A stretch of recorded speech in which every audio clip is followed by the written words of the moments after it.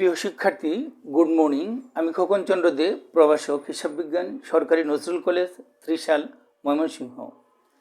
আমি আজকে ক্লাস দিব সরকারি Nazrul college, Trishal, Mymensingh, online class, lecture 1, subject principles of accounting, chapter 4, the adjustment process.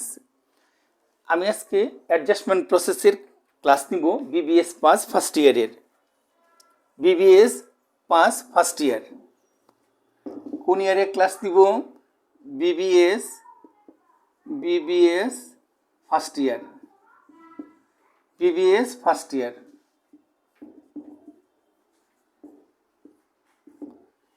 BBS first ইয়ারের কোন চ্যাপ্টার নিব? অ্যাডজাস্টমেন্ট প্রসেস, সমন্বয় প্রক্রিয়া। সমন্বয় বলতেই বুঝি আমরা যে একটার সাথে আরেকটা জিনিসের সম্পর্ক জড়ানো থাকবে।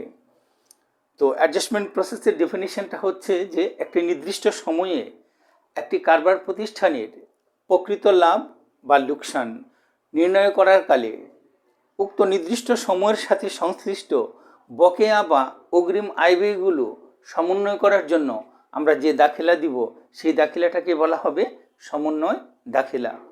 তো সমন্বয় দাখিলাটা কি? আবার বলছি যে একটি নির্দিষ্ট সময়ে একটি কারবার প্রতিষ্ঠানের প্রকৃত লাভ বা লোকসান নির্ণয়কালে উক্ত নির্দিষ্ট সময়ের সাথে সংশ্লিষ্ট বকেয়া বা অগ্রিম আয় ব্যয়গুলো সমন্বয় করার জন্য আমরা যে দাখিলা দিব তাকে আমরা বলবো সমন্বয় দাখিলা। যেমন তোমরা যদি 2020 সালের যদি লাভ যদি বের করতে চাও, একটা প্রতিষ্ঠানের 2020 সালের লাভ বা ক্ষতি বের করতে চাও, তাহলে এখানে কিন্তু জড়ানো থাকবে 2019 সাল এবং ওইদিকে জড়ানো থাকবে 2021 সাল। তাহলে 2019 সালের ঘটনাও তোমার থাকবে। 2020 সালের যদি লাভ ক্ষতি নির্ণয় করতে চাই তাহলে 2019 সালের ঘটনাও থাকবে, 2021 সালের ঘটনাও থাকবে। 2019 সালের ঘটনা মানে বিগত, এটাকে বলবো আমরা বকেয়া, আর 2021 সালের ঘটনাটাকে আমরা বলবো অগ্রিম। তাহলে বকেয়াও থাকবে, অগ্রিমও থাকবে। একটা নির্দিষ্ট সময় বলতে আমরা বুঝবো কি 2020 সাল, জানুয়ারি থেকে ডিসেম্বর পর্যন্ত, এটা হচ্ছে একটা নির্দিষ্ট সময়। আর একটা নির্দিষ্ট প্রতিষ্ঠান যেমন স্কয়ার ফার্মাসিউটিক্যাল, ঠিক আছে, বা জেমস ফার্মাসিউটিক্যাল, সেটার যদি হিসাব সংরক্ষণ করো সেখানে 2019 সালের ঘটনাও থাকবে, 2021 সালের ঘটনাও থাকবে। 19 সালটাকে আমরা বলবো বকেয়া, 21 সালটাকে আমরা বলবো অগ্রিম। তাহলে এই বকেয়া এবং অগ্রিম আয় ব্যয়গুলো আমরা সমন্বয় করার জন্য এটাকে সমন্বয় করতে হবে। এই সমন্বয় করার জন্য আমরা যে দাখিলা মানে যে জাবেদা দিব সেটাকে আমরা বলবো সমন্বয় জাবেদা বা সমন্বয় দাখিলা। তো এখন আমরা জিনিসটা জানতে হবে যে সমন্বয় দাখিলার প্রকারভেদটা কি। সমন্বয় দাখিলার প্রকারভেদ জানতে গেলে অ্যাডজাস্টমেন্ট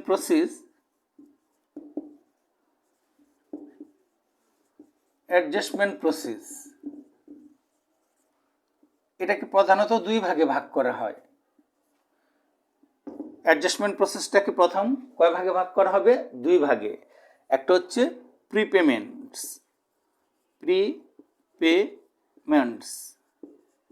অগ্রিম সমূহ, আর এদিকে হচ্ছে অ্যাক্রুয়ালস মানে বকেয়া সমূহ। প্রিপেমেন্টস মানে অগ্রিম সমূহ আর অ্যাক্রুয়ালস মানে বকেয়া সমূহ। এখন ওইগুলোরও ভাগ আছে, দুই ভাগে ভাগ করা যায়। যেমন প্রিপেমেন্টস অগ্রিমটাকে দুই ভাগে ভাগ করা যায়। একটা হচ্ছে প্রিপেইড এক্সপেন্স, আর হচ্ছে prepaid income.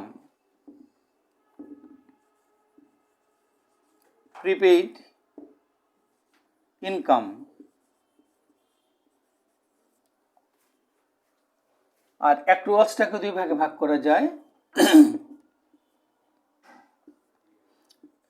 Accrued expense, accrued income.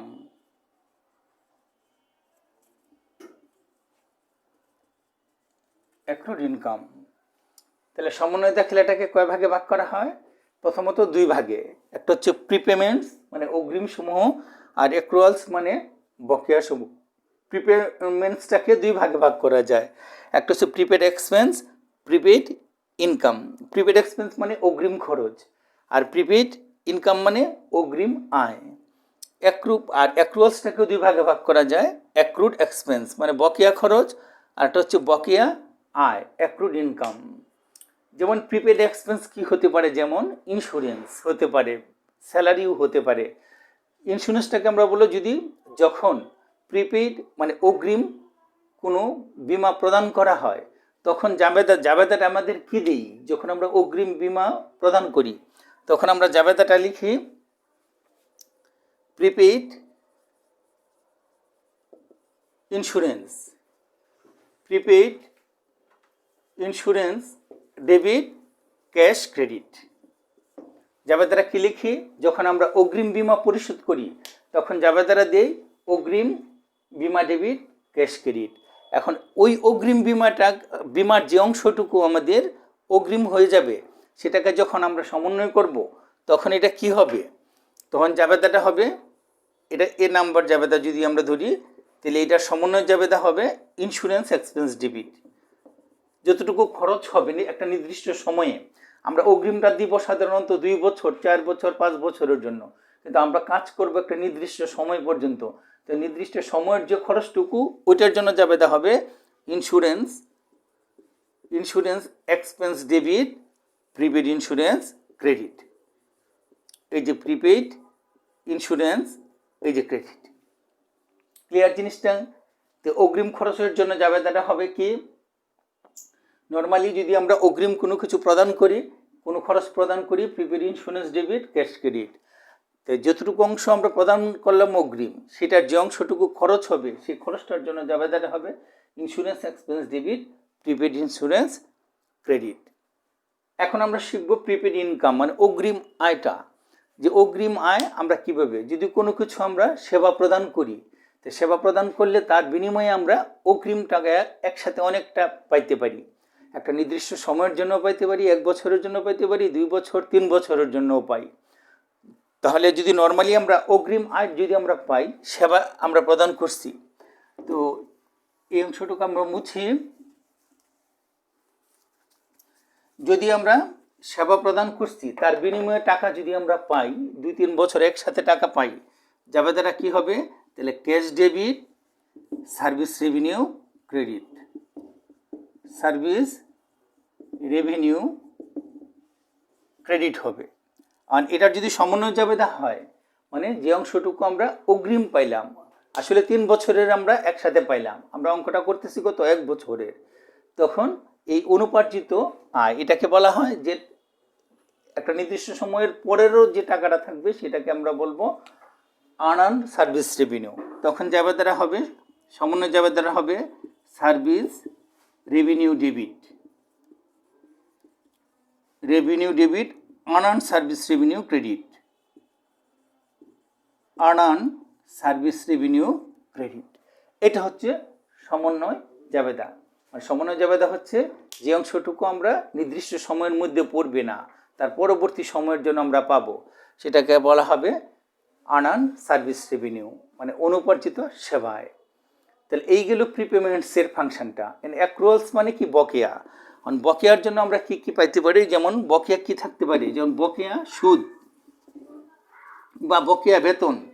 তো বকেয়া বেতনের জন্য আমরা জাবেদাটা কি দিতে পারি, যেমন salary expense debit,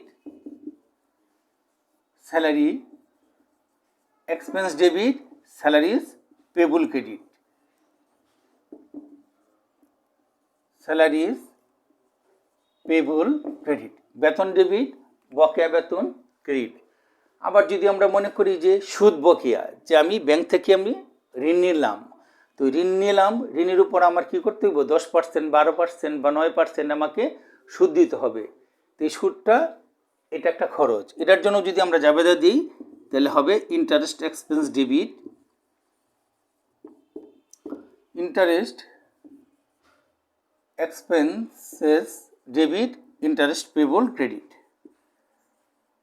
interest payable credit. তাহলে বকেয়ার জন্য অ্যাক্রুয়ালসের মধ্যে আমরা দুইটা ভাগে ভাগ করছিলাম, একটা হচ্ছে এক্সপেন্স, একটা হচ্ছে অ্যাক্রুয়ালস। এক্সপেন্স, একটা হচ্ছে অ্যাক্রুয়ালস ইনকাম। তাহলে বকেয়া খরচের জন্য জাবেদা থাকতে পারে, যেমন salary expense debit salaries payable. আবার যদি সুদ বকেয়া থাকে তাহলে interest expense debit interest payable credit. আর যদি আমরা আয়ের ক্ষেত্রে চিন্তা করি যে আমরা অ্যাক্রুয়ালস ইনকাম মানে প্রাপ্য আয় কোনটাকে, যেমন আমি কোথাও আমি বিনিয়োগ করছি, আমি কোথাও টাকা বিনিয়োগ করছি, সেটা ব্যাংকে হতে পারে, বিমা হতে পারে, যে কোনো প্রতিষ্ঠানে হতে পারে, আমি বিমা করছি। তো বিমা করছি বলছি, বিনিয়োগ করছি। তো এই বিনিয়োগ থেকে আমরা সুদ পাবো, এই সুদটা আমার এক ধরনের আয়। আর এটার যদি আমি সমন্বয় জাবেদা করি, মানে আমি এখানে সুদটা পাওয়ার কথা ছিল কিন্তু আমি পাই নাই, একটা নির্দিষ্ট সময়ের মধ্যে পাওয়ার কথা ছিল, এই সময়ে পাই নাই, আমি আজকে পাই নাই, এই বছর পাই নাই, আগামী বছর পাবো, এটাকে বলা হয় অ্যাক্রুয়ালস, মানে আমরা প্রাপ্য। তাহলে এটা জাবেদার হবে interest receivable debit, interest receivable debit, interest revenue credit, interest revenue credit, interest revenue credit, interest receivable debit মানে প্রাপ্য সুদ ডেবিট, প্রাপ্য আয় ক্রেডিট। তো এগুলো হচ্ছে আমাদের অ্যাক্রুড মানে ইনকাম। এছাড়াও আরও কিছু কিছু থাকবে, যেমন সাপ্লাইস হচ্ছে যে পণ্য সামগ্রী, মানে একটা প্রতিষ্ঠানের সামগ্রী অনেক ধরনের থাকে, যেমন মানে আলপিন, কাগজ, কলম, পেন এগুলা থাকে। এগুলা সাধারণত আমরা একসাথে অনেক দিনের আমরা কিনে ফেলি, এক বছরেরই একসাথে আমরা কিনে ফেলি সাপ্লাইস। তো সাপ্লাইসটা হচ্ছে যে ইটস আমেরিকান ওয়ার্ড।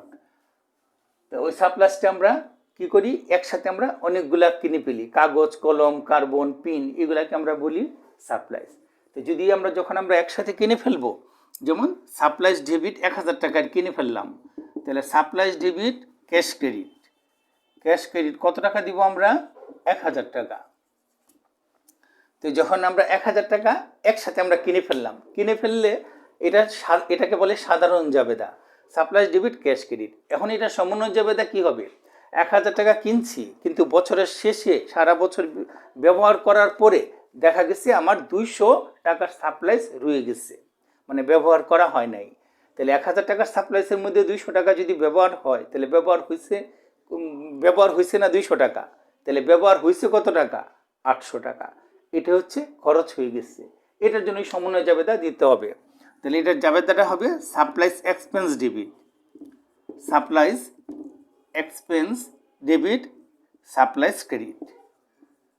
এই যে সাপ্লাইস ক্রেডিট টাকা হবে 800, মানে 1000 টাকার সাপ্লাইস আমরা কিনছিলাম, তো কেনার যে জাবেদাটা সেটা হবে সাধারণ জাবেদা, সাপ্লাইস ডেবিট ক্যাশ ক্রেডিট 1000 টাকা। এখন যদি আমি সমন্বয় জাবেদা দিতে চাই, তাহলে বছরের শেষে গিয়ে দেখছি যে আমরা 200 টাকা সাপ্লাইস আমার হাতে রয়ে গেছে, ব্যবহার হয় নাই, মানে এক বছরের শেষে। তো 1000 টাকা সাপ্লাইসের মধ্যে যদি 200 টাকা যদি ব্যবহার করা হয় নাই, তাহলে ব্যবহার হয়েছে কত টাকা, 800 টাকা। এই 800 টাকার জাবেদাটাই দিতে হবে। তাহলে সাপ্লাইস এক্সপেন্স ডেবিট, যেহেতু ব্যবহার হয়েছে সারা মানে বছরে, তাহলে supplies expense debit, supplies credit 800 টাকা। এছাড়াও তোমাকে সমন্বয় জাবেদার মধ্যে আরেকটা থাকতে পারে ডিপ্রিসিয়েশনের ফাংশন। এটা আমরা সাধারণত তোমরা এই প্রথম চ্যাপ্টারেই তোমরা করছো, তোমাদের হয়তো করাইছে, ম্যাডামে করাইছে। ডিপ্রিসিয়েশন যে কোনো সম্পদেরই হোক না কেন, মানে যদি ডিপ্রিসিয়েশন থাকে তাহলে জাবেদারা কি, নর্মাল জাবেদা depreciation debit, accumulated depreciation credit জাবেদারা হবে। তাহলে অবচয়ের জন্য একটা জাবেদা থাকতে পারে তোমাকে, আবার ডিপ্রিসিয়েশন ডেবিট, আবার অ্যাসেটও ক্রেডিট দিতে পারো। তবে সমন্বয় জাবেদার ক্ষেত্রে আবার অ্যাসেট দিলে হবে না, তখন জাবেদাটা দিতে হবে ডিপ্রিসিয়েশন এক্সপেন্স ডেবিট।